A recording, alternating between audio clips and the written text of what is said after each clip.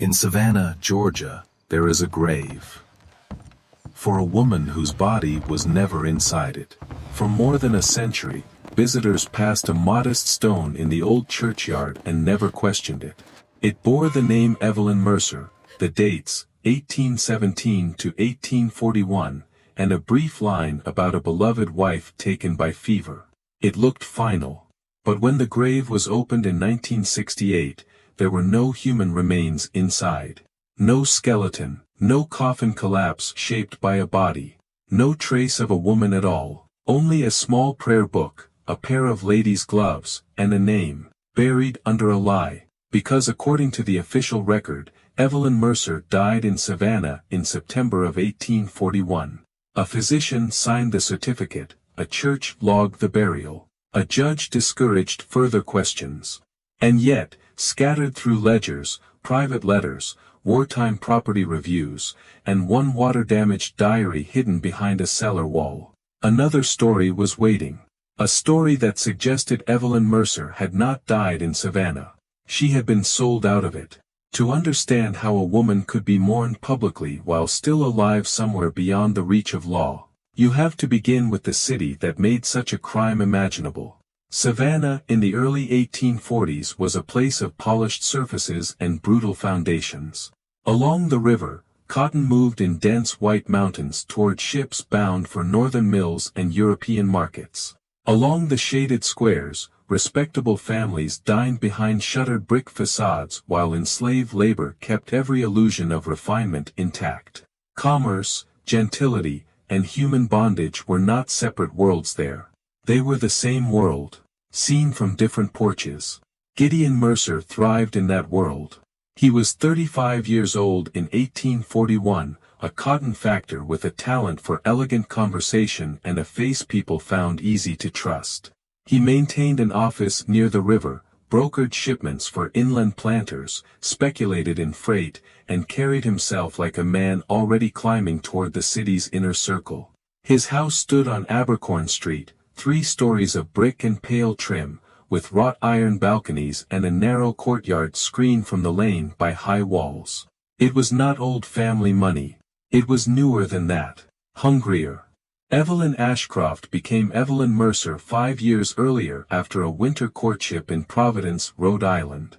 She was 11 years younger than Gideon, the daughter of a marine insurer whose household valued books, careful speech, and the quieter forms of ambition. She had been educated beyond what many Southern men considered comfortable in a wife. Her letters show she read history, botany, and devotional literature with equal seriousness. Friends described her as composed rather than charming, thoughtful rather than easy. She was not the kind of woman who filled a room by force of personality. She unsettled people in subtler ways. She noticed things. She remembered them. Careful questions, and left dangerous silences after the answers. In Providence, that made her seem intelligent. In Savannah, it made her difficult to place. The early years of the marriage looked, from the outside, successful enough. The Mercers entertained modestly, attended church, and appeared at dinners where commerce and family alliances mingled over candlelight. Evelyn learned how to move through a slave-holding city without ever appearing to belong to it. But private correspondence suggests she never accepted what she saw as normal. In an 1838 letter to her friend, Clara Wainwright, she wrote, "There is a quiet violence here that does not always need the whip to make itself known. It is in who may speak, who must lower their eyes, who may be separated, who may be sold. The whole place rests on permissions I cannot call moral." That line survived because Clara kept her letters bundled in ribbon long after both women were gone.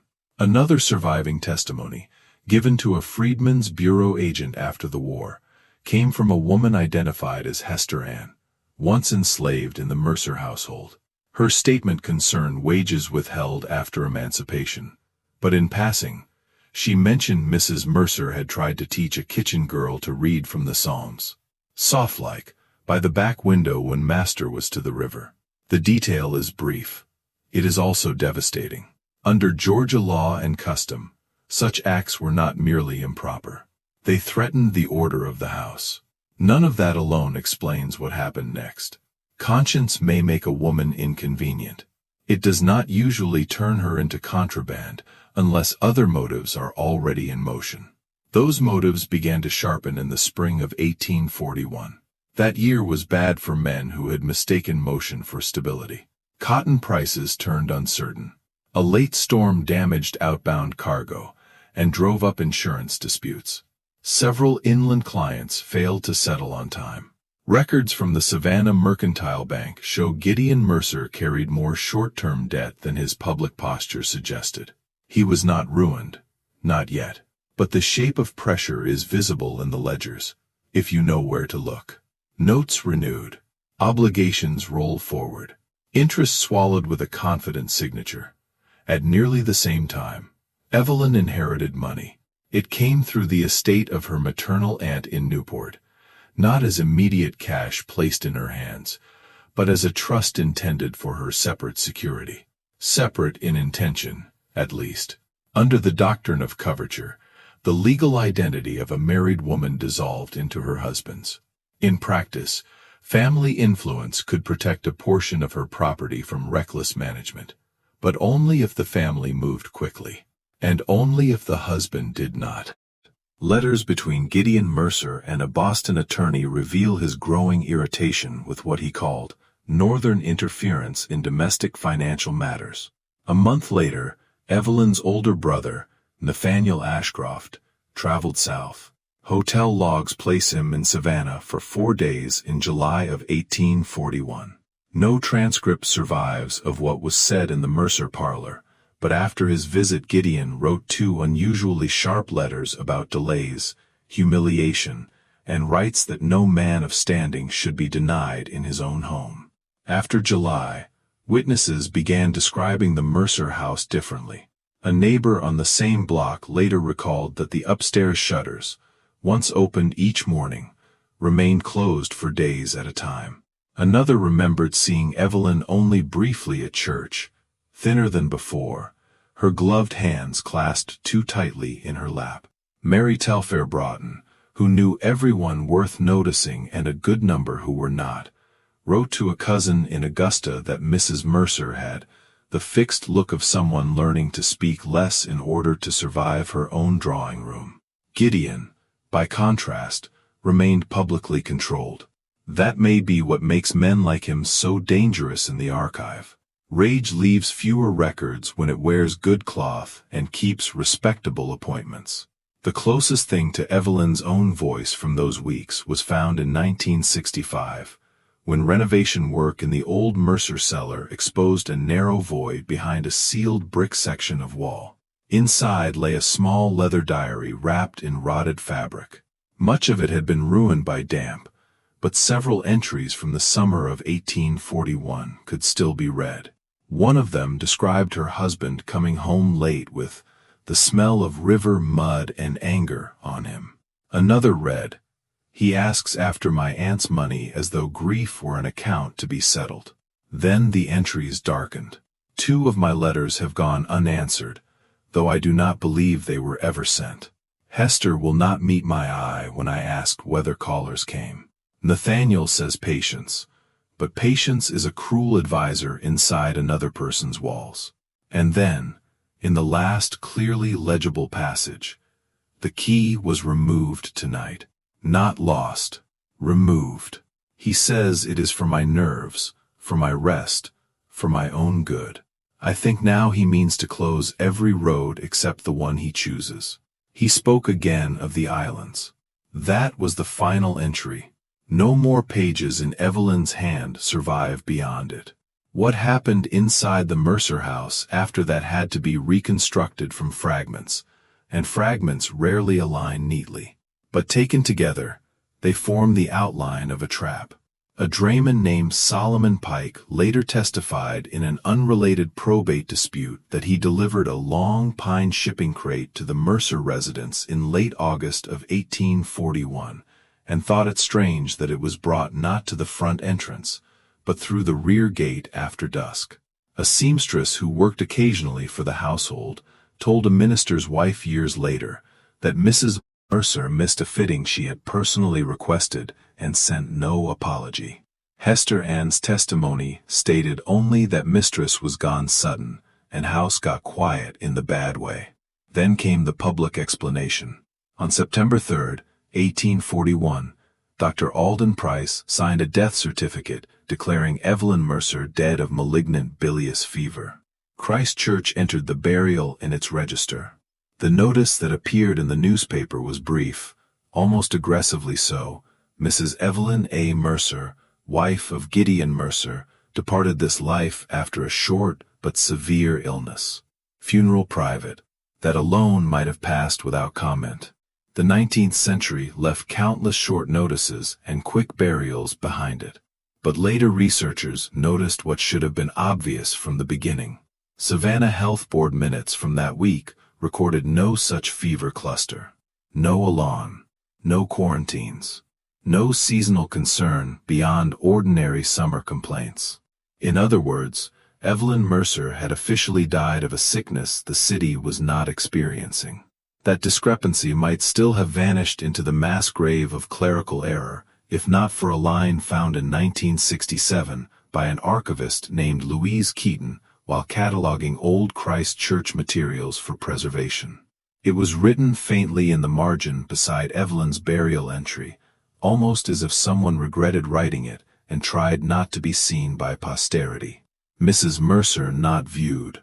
Interment entered by instruction. Questions to end per Judge Talbot.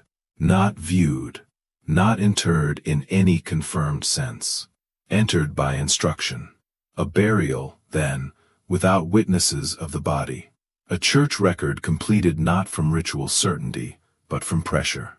Once that note surfaced, the rest of the case began to loosen.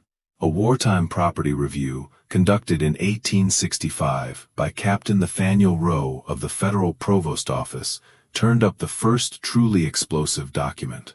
Tucked among routine river invoices in a packet of confiscated Mercer business papers was a bill of sale dated August 28, 1841, 6 days before Evelyn's reported death.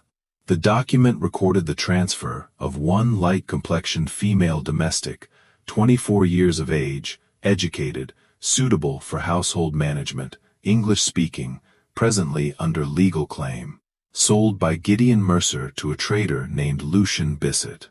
The price paid was shockingly high. Even by the obscene logic of the slave market, it stood out. What caught Rowe's attention most was a note appended in different ink.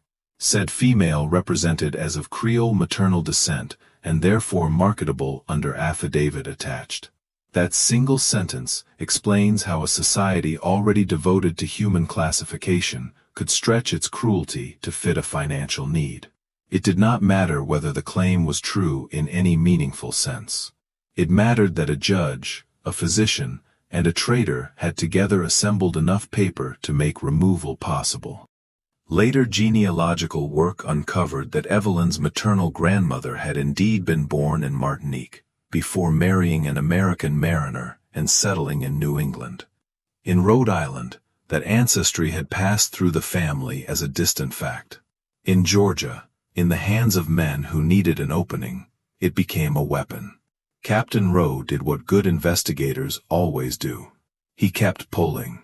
River packet manifests showed Lucian Bissett departing Savannah 2 days after the sale, aboard the Magnolia Queen, bound first for New Orleans. Listed among the cargo, account books, dry goods, and one female servant. From there the trail jumped through maritime records and private correspondence. A customs ledger in New Orleans marked Bissett's presence only briefly. A shipping note from September placed him on a vessel bound for Havana. And inside the papers of Judge Percival Talbot, the same man mentioned in the church margin note, Rowe found a letter dated October 1841. It was not addressed to Evelyn. It was about her. The difficulty you described has been resolved to your satisfaction. The lady was delivered without public disturbance, and your concerns regarding recognition are minimal where she is now placed. No further discussion is advisable. The letter bore Bissett's initials alone. No further discussion is advisable. That sentence has the oily calm of men congratulating themselves on a tidy piece of evil. By the time Rowe filed his report, the war had created thousands of broken records and more urgent devastations. His findings were preserved, then buried in bureaucracy. Gideon Mercer had already left Savannah years earlier. He relocated to Mobile, remarried, and died in 1854 with his reputation outwardly intact. Dr. Price continued practicing. Judge Talbot continued serving the law. Respectability survived the crime better than Evelyn did. What remains hardest to look at is not the sale paper or the ship trail, but the likelihood that Evelyn understood enough of what was happening to be terrified before it was done. Her last diary entry about the missing key is not the writing of a woman with vague domestic anxiety. It is the writing of someone who has recognized intention. She knew the house was closing around her. She knew her correspondence was being intercepted. She knew Gideon spoke of the islands not as abstraction, but as destination. Imagine, then, the final days. The shutters closed against the street. The servants warned into silence. The physician willing to certify whatever was required. The judge ready to discourage inquiry before there had even been a proper question. A husband arranging not simply to get rid of his wife, but to convert her into cash while society pretended she had succumbed to fever. That is the particular horror here. Not a spontaneous murder in anger. Not an impulsive act. An administrative disappearance. A trafficking operation dressed as bereavement. And still the case did not end with the evidence from 1865. In 1968, after Louise Keaton's archival discovery and renewed scholarly pressure, church authorities permitted a careful examination of Evelyn Mercer's grave. By then the churchyard had become one more stop in the polished historical story Savannah told about itself. Broad oaks, lean stones, tour guide melancholy. The sort of place where death feels decorative until someone disturbs the wrong soil. When the grave was opened, workers found a coffin-sized cavity, but not in the way anyone expected. There were no remains. Inside lay a small cluster of personal objects arranged almost ceremonially: a prayer book, 2 gloves, hair ribbon, and a miniature silver clasp. It was not a body buried in haste. It was the props of burial. A memorial packed where a person should have been. The discovery transformed suspicion into certainty for many researchers. Evelyn Mercer had not been laid to rest there. The grave was a stage set built to complete the fiction of her death. A second discovery deepened the tragedy. During repair work at Christ Church in 1974, a tin box was found beneath loose flooring near an old storage recess. Inside were 3 folded letters addressed to Evelyn in her mother's hand, a cameo brooch, and a small unsigned note on church stationery. These were not placed with the coffin as ordered. I kept them when I could not keep the lady herself. May the truth arrive though I do not. The note was never conclusively attributed, but church records point toward the sexton then serving the parish. That matters. Because conspiracies this effective often survive only when everyone does exactly what is asked. Here, at least one participant seems to have failed in total obedience. Not by preventing the crime, that he did not do, but by refusing complete erasure. He preserved what small things he could. A cowardly mercy, perhaps. Still, mercy. By the late 1970s and early 1980s, researchers had widened the search beyond Georgia. The most tantalizing lead came from Havana trading archives digitized decades later. In a Spanish merchant's correspondence appeared a brief reference to the American woman who continues to insist upon her free birth and northern family, making placement difficult.